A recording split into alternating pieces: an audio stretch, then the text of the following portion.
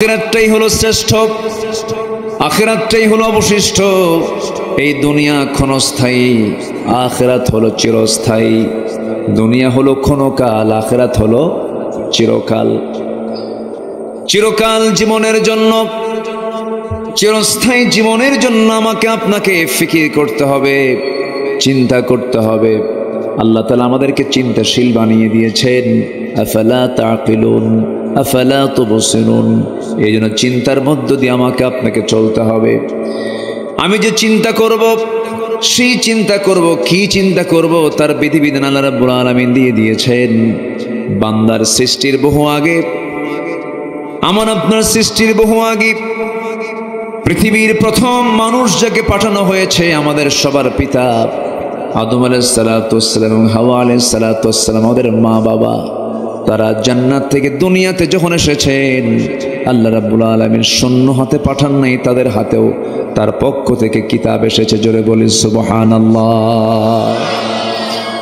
আমার আব্বা আম্মা কিন্তু মূর্খ ছিলেন না। মূর্খ ছিলেন? আদম আলাইহিস সালাতু ওয়াস সালাম যে জ্ঞানী ছিলেন, কিয়ামত পর্যন্ত এমন জ্ঞানী মানুষ আর পৃথিবীতে দ্বিতীয় জন আসবে না। কেমনে? ওয়াল্লামা আদামাল আসমাআ কুল্লাহা। আল্লাহ তাআলা আদম আলাইহিস সালাতু ওয়াস সালামকে গোটা পৃথিবীর সকল কিছুর নামের সঙ্গে পরিচয় করে দিয়েছেন। সকল সৃষ্টিকুলের নাম তিনি জানতেন। এরকম জ্ঞানী বাহাদুর কেউ আছে দুনিয়াতে এখন? আমার বাপ ছিলেন এরকম জ্ঞানী মানুষ। আল্লাহ রাব্বুল আলামিন বলেন, ইন্নামা আমরুহু ইযা আরাদা শাইআন আন ইয়াকুলা লাহু কুন ফায়াকুন। আমার আল্লাহ যখন কোনো কাজের ইচ্ছা পোষণ করেন, সময় চুল পরিমাণ লাগে না, শুধু বলেন হও, সঙ্গে সঙ্গে মাইক্রো সেকেন্ডের আগেও তা হয়ে যায়। আমার বন্ধুগণ, সেই জন্য আল্লাহর কাছে আমরা ধারণা দেব, আল্লাহর কাছ থেকে এসেছে, আল্লাহর কাছে আবার ফিরে যাব। হুকুম যদি মানতেই হয়, বিধান যদি মানতেই হয়, আমার আল্লাহর বিধানকে মেনে নেব। গোলামি করব কার? আসতে বলবেন না, গোলামি করব কার? আনুগত্য করব কার? হুকুম মেনে চলব কার? আল্লাহ রাব্বুল আলামিন বলেন, وَمَن يُطِعِ اللَّهَ وَرَسُولَهُ يُدْخِلْهُ جَنَّاتٍ تَجْرِي مِن تَحْتِهَا الْأَنْهَارُ خَالِدِينَ فِيهَا وَذَلِكَ الْفَوْزُ الْعَظِيمُ। জোরে বলুন আল্লাহু আকবার। এই দুনিয়াতে যে বান্দা আনুগত্যের ক্ষেত্রে আল্লাহ এবং রাসূলকে যারা আনুগত্য করবে, ফলো করবে, আল্লাহ রাব্বুল আলামিন নিজে ওয়াদা করছেন, তার জন্য আমি আল্লাহ ক্ষণস্থায়ী কোনো জায়গা নয়, চিরস্থায়ী জায়গা জান্নাত দেব। যে জান্নাতের নিচ দিয়া আমি আল্লাহ নহর প্রবাহিত রেখে দিয়েছি। জোরে কোন সুবহানাল্লাহ। নহর নদীর ঝর্ণা, নদী বহমান রেখে দিয়েছি। আমার বন্ধুগণ, সেই জান্নাত পেতে হলে কারো আনুগত্য করা যাবে না, কারো ইত্তেবা করা যাবে না। আল্লাহ রাব্বুল আলামিন বান্দাকে বলছেন, বান্দারে, এই দুনিয়াতে তোকে শুধুমাত্র কেবলমাত্র আমার গোলামের জন্য পাঠিয়ে দিয়েছে। এই জন্য আমরা নামাজের মধ্যে বলি, যারা পারেন ঠোঁট মিলিয়ে বলুন, ইয়্যাকা না'বুদু ওয়া ইয়্যাকা নাস্তাঈন ইহদিনাস সিরাতাল মুস্তাকিম সিরাতাল্লাযীনা আন'আমতা আলাইহিম গায়রিল মাগদুবি আলাইহিম ওয়ালাদ-দাল্লিন। এরপরে আরো জোরে, আরো জোরে। আমার বন্ধুগণ, আল্লাহর যে আমরা গোলামি করব, যে ইবাদত করব, সে ইবাদত কবুল হয় কিনা বুঝবো কেমনে? ইবাদত কবুল হয় না কেন? ইবাদত কবুল না হওয়ার পেছনে কিছু কারণ আছে।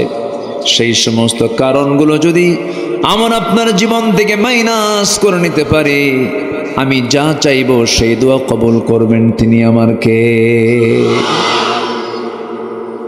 ইবাদত কবুলে কিছু অন্তরায় আছে। আমাদের ইবাদত যদি কবুল না হয় তাহলে এমন কিছু অপরাধ আমাদের মধ্যে থেকে যায় যে অপরাধের জন্য আমাদের দোয়া, আমাদের ইবাদতগুলো কবুল করেন না। তিনি কে? আল্লাহ তাআলা। একটু মনোযোগ দিয়ে শুনুন। এক নাম্বার, অনেক লম্বা লম্বা কথা ছিল, সময় খুব অল্প, একটু একটু করে বলেই আমরা শেষের দিকে আস্তে আস্তে চলে যাব।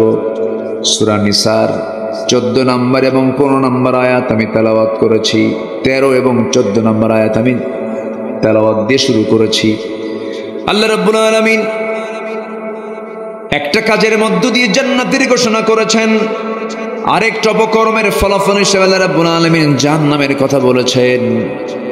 এইদিকে আমি বলেছি ইবাদত কবুলের 10টা অন্তরায়, 10টা অপকর্ম থেকে যদি কোনো বান্দা নিজেকে গুটিয়ে নিতে পারে, সে আল্লাহর দরবারে যা চাবে সেই চাও আমার আল্লাহর দরবারে মঞ্জুর হয়ে যাবে।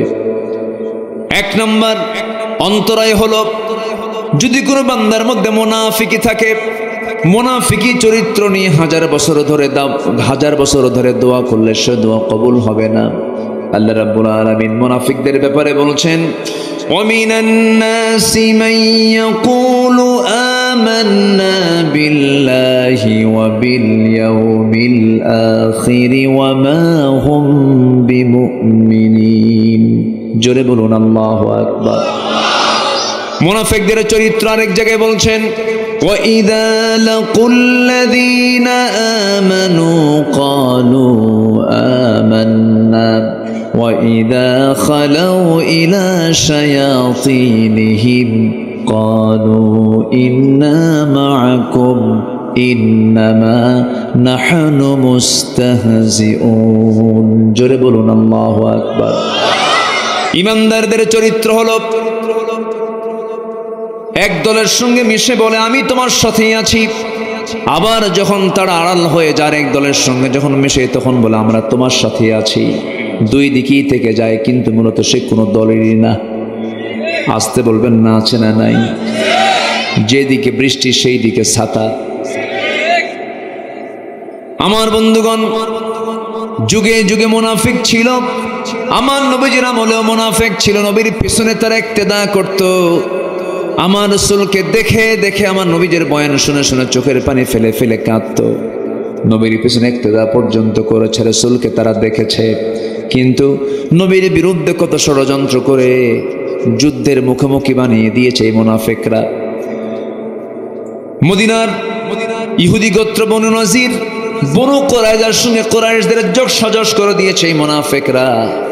ইসলামের যত বড় ক্ষতি হয়েছে এক কাফেরের দ্বারা, মুশরিকের দ্বারা যত ক্ষতি হয়েছে তার চাইতে বেশি ক্ষতি হয়েছে হলো মুনাফিকের দ্বারা। এই জন্য মুনাফিকদের ব্যাপারে ইসলাম নরম হতে বলেছে না কঠোর হতে বলেছে? মুনাফিক কাকে বলে এটা একটা বিষয়।